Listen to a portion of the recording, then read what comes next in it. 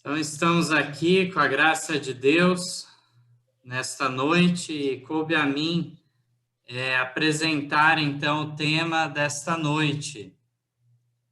E eu gostaria então de apresentar então um tema que vai seguir por uma apresentação de slides e vamos tentar ser o mais breves possíveis aqui nas conclusões. Vamos lá, então. Vou compartilhar a tela. Então, aqui está aparecendo, né? Está aparecendo a importância do estudo e a união da igreja. Então, aqui, algo que serviu já há muitos anos atrás, eu preparei esse material para ser introdução aos estudos que eu iria começar na Igreja de Campinas. E justamente temos alguns textos aqui bem preciosos. O primeiro ponto, a necessidade, então, do estudo da palavra de Deus.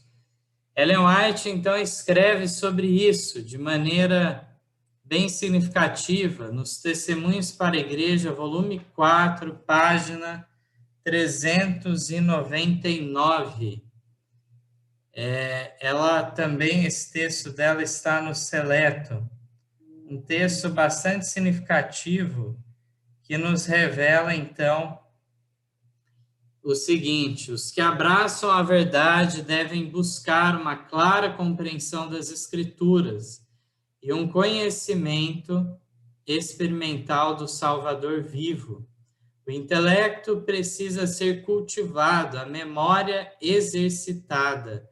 Toda preguiça intelectual é pecado e a letargia espiritual é morte. Então, aqui a declaração é bastante pesada, como nós podemos ver, né? Revela algo aí em relação a ser pecado a preguiça intelectual. Nós temos que ter uma compreensão clara das Escrituras, um conhecimento também por experiência, e todo o intelecto, toda a memória tem que ser exercitada, cultivada para o devido desenvolvimento. Não há desculpa nessa área para não avançarmos na compreensão.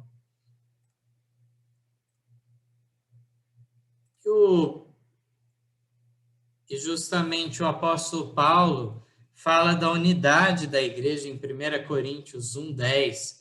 Rogo-vos, porém, irmãos, pelo nome de nosso Senhor Jesus Cristo, que digais todos uma mesma coisa, que não haja entre vós dissensões, antes sejais unidos em um mesmo pensamento, em um mesmo parecer. Então, aqui Paulo roga para que todos estivessem em harmonia na igreja. Era necessário isso para o avanço correto da igreja. E como agir perante os temas bíblicos? Existe uma frase desse reformador aí de terceira geração já, podemos dizer, Philip Jacob Spener. Ele, então, de linha do pietismo, que havia na época, uma linha reformadora mais aberta ao desenvolvimento de nova luz, e por isso mesmo ele declara o seguinte: nos pontos essenciais, unidade, nos pontos não essenciais, liberdade, em todas as coisas, amor. Alguns trazem essa frase atribuída a outros personagens do passado, mas fica em destaque esse lema na boca de Philip Spener, que justamente foi esse tipo de reformador que tinha esse pensamento aberto a entender que é sim necessária a unidade doutrinária, mas há certos pontos não essenciais que deveria ser cultivada a liberdade, assim poderia frutificar uma nova luz importante. em todas as coisas o amor deveria predominar. Devemos, portanto, notar a diferença entre, primeiro, doutrinas fundamentais, que envolvem justamente verdades na Bíblia, que sempre tem ligação com o plano da redenção. São pontos essenciais para a salvação da alma em Cristo. Deve haver plena unidade de fé na igreja em tais princípios. Então, aqui, ninguém está querendo derrubar a ideia de princípios de fé, doutrinas fundamentais, pontos de salvação, justamente relacionados ao plano da redenção, como foi comentado aqui. Neste caso, deve ser exigido de todos os membros da igreja uma unidade. Caso alguma pessoa não creia num ponto fundamental, ele tem liberdade religiosa. De que maneira? De escolher outro agrupamento que se adeque às suas ideias. Mas não que isso envolve ter liberdade dentro da igreja. Isso criaria, então, uma dificuldade insondável para a igreja. Mas existe um segundo ponto, que é a interpretação de certos trechos bíblicos. Meras interpretações de pontos que não têm direta ligação com o plano da redenção, muitas vezes está presente detalhes históricos e periféricos de só menos importância. Não são pontos essenciais para a salvação da alma em Cristo, portanto, pode haver liberdade de interpretação dentro da igreja. Existem muitas vezes passagens de difícil compreensão ou questões relacionadas a genealogias e muitos outros detalhes na Bíblia, e que deve haver uma certa liberdade para que se frutifique as interpretações e se busque a melhor possível. Um exemplo dessa intolerância na abertura de possibilidade de enxergar diferente alguma coisa se deu na própria experiência adventista naquela década de 1880, onde se disputou, por exemplo, 2 pontos, é interessante nós aqui meditarmos. Um deles era em relação à identificação de quem eram as 10 tribos que substituíram o Império Romano. Tal como profetizado, o Império Romano se desfaria em 10 tribos bárbaras que substituiriam e dividiriam aquele território europeu. E, no entanto, enquanto que Uriah Smith tinha uma posição tradicional que envolvia entre os 10 o reino dos Hunos, onde teve Átila como um rei destacado, já Jones quis, no lugar dos Hunos, colocar os alamanos, julgando então que, apesar da importância dos Hunos num primeiro momento para a queda do Império Romano, depois os alamanos que se consolidaram na Europa. Então, são pontos assim que foi criada uma guerra tão grande de maneira desnecessária. É claro que tem que haver o estudo histórico, se buscar a melhor resposta, mas foi visto como algo contra a doutrina adventista, contra a ortodoxia, colocar, então, uma tribo no lugar da outra. Então, veja só, havia uma unanimidade em relação a 9 dos 10, mas por causa de uma dificuldade na relação entre os hunos ou os alamanos, qual que seria o mais adequado, houve tanta dificuldade assim nas discussões. E um outro ponto foi a lei em Gálatas, que eles colocaram, então, a dificuldade que antes era explicado que a lei que nos serviu de aio para levar a Cristo seria a lei cerimonial. E Wagner e Jones vieram com a interpretação que seria a lei moral. Ellen White demorou, se não me engano, 8 anos, 6, 8 anos, para dar uma resposta a essa questão, e no fim das contas ela fala que ambas as leis nos levam a Cristo, obviamente, de maneiras diferentes, a lei moral nos revelando como pecadores, necessitados de um Salvador, e a lei cerimonial que apontava justamente para esse substituto divino. Então, de de maneira interessante, nós vemos que nem era o caso de escolher uma ou outra, não era excludente, mas ambas se aplicavam bem a este caso.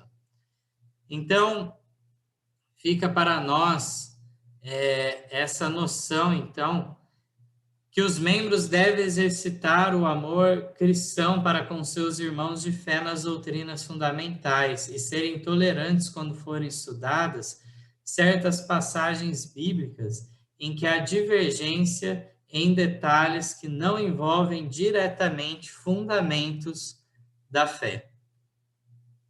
Essa é a proposta apresentada e eu gostaria de incluir algumas informações a mais em relação justamente ao posicionamento dos pioneiros neste tempo.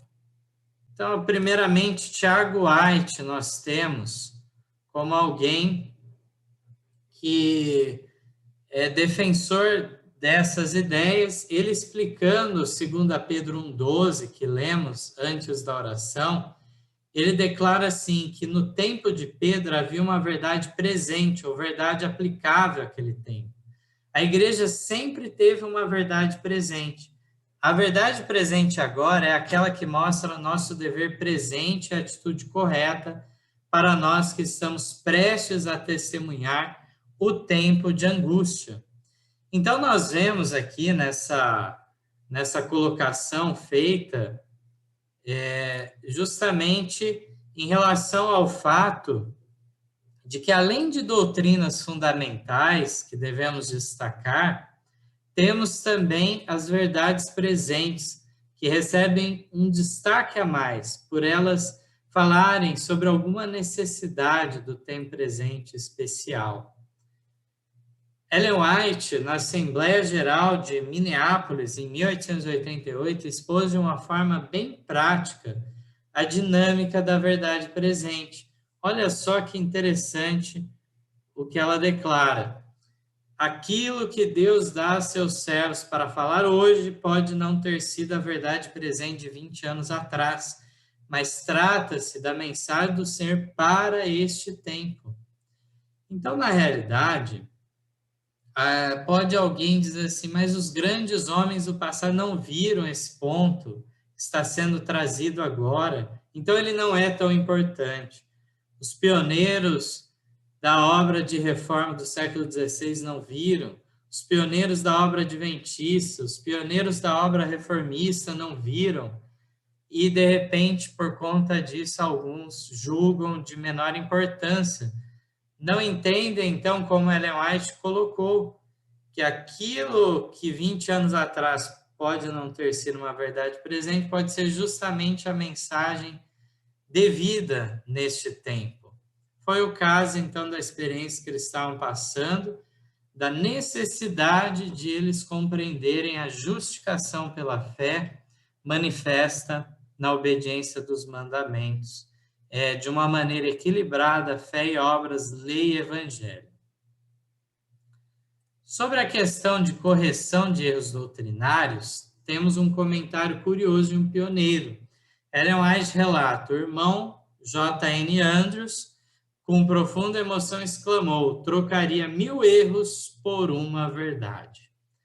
Então, esse é um outro aspecto. Se nós estamos abertos à nova luz e devemos ter uma abertura para certas interpretações, isso nos remete ao fato que pode ter algum ponto hoje que é nutrido como certo e que seja um erro do nosso ensinamento. Por isso, devemos ter essa humildade do Andrews, que está disposto para conquistar uma verdade e renunciar a 1000 erros, tal como está relatado no Vida e Ensinos, página 131. Sobre isso, Tiago White também escreveu. No contexto, ele comenta a mudança do horário para observar o sábado. Primeiramente, muitos guardavam o sábado a partir das 6 da tarde da sexta-feira. Mais tarde, entenderam que a evidência bíblica favorecia a observância a partir do pôr do sol da sexta-feira. Ele diz, então, que eles mudariam outros pontos de sua fé, caso tivesse uma boa razão para fazê-lo com base nas Escrituras. Então, se nós formos analisar, essa é uma história bem curiosa, que no meio dos batistas do sétimo dia e outros guardadores do sábado, naquela época, pelos quais eles estavam familiarizados, haviam aqueles que observavam do pôr do sol, outro pôr do sol, mas principalmente por influência do principal arauto do sábado, o primeiro deles, o José Bates, eles partiram para essa ideia que seria a partir das 6 da tarde, esse horário fixo. E foi com certo custo, e através de bastante estudo sério das Escrituras, que chegaram à conclusão que seria, sim, adequado, segundo as Escrituras, de um pôr do sol ao outro. Depois de muitos anos observando de uma maneira, tiveram que mudar a forma de observar. E o próprio José Bates reconheceu seu erro. E, por fim, Ellen White, inclusive, recebeu uma visão confirmando esta alteração. Também temos aqui, para finalizarmos, Uri Smith, em seus escritos, que demonstra que seguiu o entendimento dos fundadores. Olha só o que ele escreveu na revista da época, né, em 1857. Temos conseguido regozijar-nos em verdades muito além do que então percebíamos, mas não pensemos de modo algum que já sabemos tudo. Esperamos ainda progredir de forma que nossa vereda se torne cada vez mais brilhante até ser dia perfeito. Que mantenhamos então um estado mental inquiridor, buscando mais luz e mais verdade. Então, maravilhoso, ele reconhece naquela altura, e podemos pensar em quanta coisa, desde 1857, ele mesmo viu avançando a compreensão da igreja, a própria reforma de saúde, que viria só em 1863, o assunto da organização e tudo mais. Então, aqui nós vemos, em relação a isso, que ele fala que a vereda do justo, justamente, ela é brilhante, cada vez mais iluminando claramente esse caminho. É um caminho estreito que é dado para o povo do advento avançar, mas iluminado, então, com as verdades de Deus, e em especial naquela primeira visão de Ellen White, é falado sobre justamente o clamor da meia-noite, e é destacado ele iluminando todo o caminho. Possamos, então, estar atentos para sabermos o que é o clamor da meia-noite em nossos dias, né? É maravilhoso, então, nós vemos essa postura daqueles pioneiros, uma postura extremamente aberta para a compreensão, para análise, então, de novos pontos doutrinários, para a renúncia dos erros. Tudo isso, esse Espírito deve habitar em nós ainda hoje. É esse o meu desejo de oração a todos, irmãos. Amém.